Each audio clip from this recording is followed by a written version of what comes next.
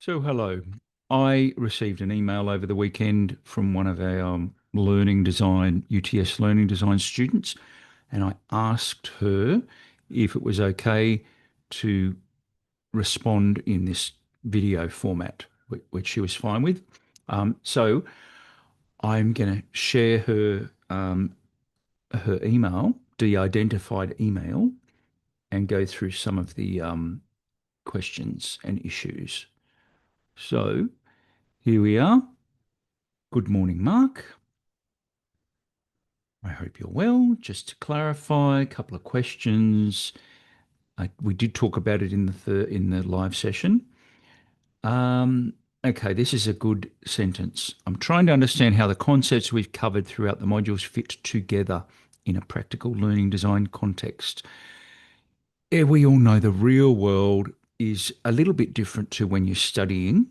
And so, one of the key differences is in no professional situation would you be slammed with all these learning theories and asked to pick one, or it's highly unlikely. But we're doing that in our 6 week compressed study. And so, what tends to happen, and again, this is very dependent on the context, in some situations, you wouldn't even hear any mention of a learning theory or a framework or anything. You just get on with it. Whereas in other situations, maybe you've had discussions with your colleagues and you are strategically selecting an approach, or you might even be selecting a theory. It depends on who your learners are, what are their needs, what's the content, what is the context, all these 50 things that we think about in the analysis phase. So, and they only really fit together when you start making decisions. It's not like this template and you go step by step through it and it's all solved. Sometimes I've seen, much to my horror, oversimplistic interpretations of the ADDIE framework, which I think of more as a workflow. And so all of the information that we do in the analysis phase, sometimes, oh, we need that. We don't just kind of tick the box and we've gotten everyone together and they've had a lovely human-centered design workshop and that's the end of it. The whole reason we do that, we participate in such an event, is to get information. So if you're a school teacher, you already have a syllabus or a curriculum document. So a lot of your analysis is done for you. Whereas if you work in a corporate setting, you may have to start from scratch.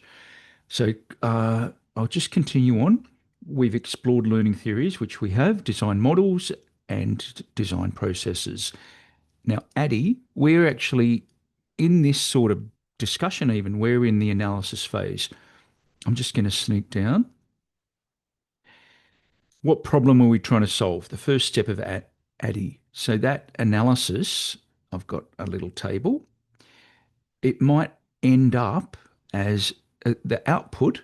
We might have a formal needs analysis document that we bring to the table. In larger, more formal projects, you have that. No one does any design and certainly no development until the analysis is complete. So that can sometimes take years, literally. However, in our case, we're just having a quick engagement, and the casual corridor conversation is often enough analysis. We won't be doing any surveys and we won't be doing any formal kind of key stakeholder analysis. We're just kind of summarizing what we have available. And there's other elements that are also summarized: project scope, learning goals, stakeholder requirements, that sort of thing. And then I'll just go back up. I'll try and keep this as short as I can so I'm not rambling. What I'm struggling to understand is how these are all connect. Well, apart without being too philosophical, they only connect when we've put them in, we've make decisions and we're drawing upon different frameworks, models, theories, and we're summarizing them in a blueprint or a design document or an analysis document. But there's a lot of thinking, and we don't know exactly what our approach is going to be right up front. We have to engage and try out which ones might work and link them together. There's a lot of overlap between them as well. But we don't want to be overwhelmed by all the possibilities. We need to be strategic. So the starting point is often the analysis phase. So we begin with a learning design process such as ADDIE. Yes, there's other ones like SAM. During the design phase, we select one or more design models. That's pretty accurate. We engage with our learners' needs and the content and maybe the syllabus or other elements, and we speculate, well, which ones might be suitable. So if we have a very firm outcome required of our learners, backwards design is really good because we have that. In fact, a lot of vocational systems, we know where we're headed because we've got our competencies and we know how to package them all together. We like a core units and elective units because we've done our analysis properly. And so we know where we're heading. So we might actually proceed to designing the assessment first and working backwards. If you've got, say, shift workers that need lots of flexibility, you might pick something like a high flex model and to ensure that the needs of the learners are met, as in they want to do their study at any time.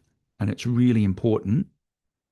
Or there's more human-centered approaches, models that might be appropriate for, say, nursing. Nursing is a very human activity that needs to be very accurate, but with the humanity. So it depends on the circumstances and the learners, the content, our aims, and all of those guide and help to structure the learning experience. So, but design is a kind of what is that word? It's a ambiguous sometimes. There's more than one correct answer. And it's important not to get too boxy and locked in because it has to be suitable for the learners and their needs. And it involves things like activities, assessment tasks, and questions. Now, during the development phase, we apply learning theories. We could say, yes, we do apply those learning theories. Remember, we've already applied them in the design phase in our thinking and also when we start documenting our design. So making decisions, in other words. For example, Bloom's taxonomy, that one's really helpful for creating learning outcomes. Now, here's the key. This one, during the development phase, we apply learning theories to, I'm going to put a line through this. We basically to develop or create or build or craft effective learning activities. So we design them up here and we develop them here. I'm just going to sneak down. So the design phase, we might come up with a design document or a blueprint, which is effectively assignment 1 is that. And we can leave it there. We might just do the analysis and design, which is what we're doing in this subject. But then it's handed on. It might be handed on to somebody completely different. They're doing the build, the development. Or in a smaller team, the learning designer has to do that as well. So, and then this is all before it's being delivered. So sometimes you do a proof of concept or you do a little sample. It's certainly high risk to dive into the development without doing the previous steps. And again, sometimes these previous steps, especially in some human-centered design processes, they get a bit superficial, as in, like, the whole point is not to just come up with lots of suggestions. It's to actually broaden our thinking, which happens with design thinking, but then pick out the bits that are going to be useful and bring them into our design, bring them into our storyboards, etc. So, one of your other questions, hopefully, that's clarified how these concepts fit together. So, you don't have to use all of the 150,000 different approaches, but you need a few. And in some workplace situations where you're working as a learning designer, the word theory may not even come up. You may be just maybe of a more straightforward nature. And in some learning design contexts, you would be asked to kind of explain your thinking. Why have you used this approach? And that's where our learning theories and the academic literature might come in really handy, or will come in really handy. But yeah, in theory, the theories, models, and processes are separate, and they sort of sit in their own universe. But then when we draw upon them, we're kind of like, it's like we're wrapping these around our learner requirements. So that's so that there's a relationship. Um, you've selected your learning scenario and you've identified your learning need or gap. Good. These strategies are basically um, activities or readings or approaches. It might be a group conversation, or it might be a weekly Zoom session. Anything, and you've certainly got a few good examples here, but these are quite broad. I encourage you to think, well, if your strategy is a face to face workshop, that's great. But what's happening? Why do you need it to be face to face? And what's happening in it? So, obviously, because I suspect you've experienced lots of workshops, you might expand that out a bit to say, well, we're going to have a pairing activity where they turn to the person next to them and they exchange something and they write some notes and then they report back to the group. Or some other activity, they might physically practice using a piece of equipment. That's a classic that happens often in face to face workshops. Same with e learning modules. That's correct, but it's too broad. What's actually happening? You could say, well, one of our strategies is e learning modules because we need it to be flexible. That works, that's valid. But then within the e learning, what are you going to have? Are you going to have videos? You're going to have animations? You're going to have interactives? You don't have to develop these, but you do have to tell us that where you're heading, why are you going to use them? Maybe just a short description. Coaching is another one that's accurate, but it's very broad. What does coaching, what's it made up of? And why is that strategy going to be suitable for your learners to achieve their learning outcomes?